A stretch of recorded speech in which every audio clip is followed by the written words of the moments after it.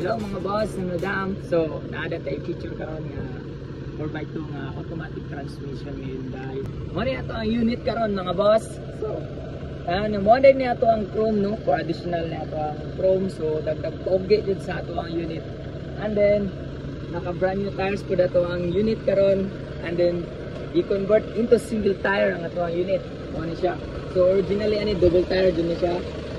Then i-convert ni customer para isa lang niyang spare tire. Kung niya nga ito ang sticker karon nga request sa ito ang customer is Big Sun, and then natin itong trademark sa ito ang company. And then kung ang iyang request po sa Christmas sticker niya sa iyang anak, Sam, and then sa right is she, no? So shout out, so third na sa ito ang bagay. Ang personal smart guard, no? Pwede ta maka-personal sa rin. So yung butang sa inyo sa front and then sa back. So mo ni kanindot ito ang unit rin. So, unsa inyo ang request at na-cater ko sa atong makaya. Anything, unsa inyo makaya. So, atong stainless na siya bumper, running board. So, napa na siya additional nga rail guard. So, pahabol na nato, and then mo na siya top load, and then canopy with trapal. So, package na siya sa quadro.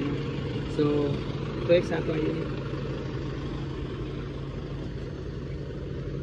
Buwan na ito ang unit is a D478 engine 2.5. So, diesel din.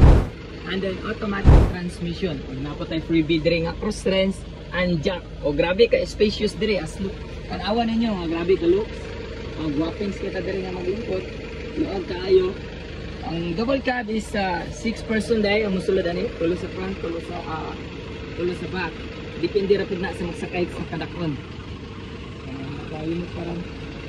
Grabe ka presentable ato ang unit karon guys. So ang price day sa ato ang unit karon no, ni abot ni siya og 480k ato ang price sa ato ang unit. So automatic transmission, medyo mahal, medyo pricey og lisod pangitawan. Euro 4 engine diri na mo sa TM Car Trading.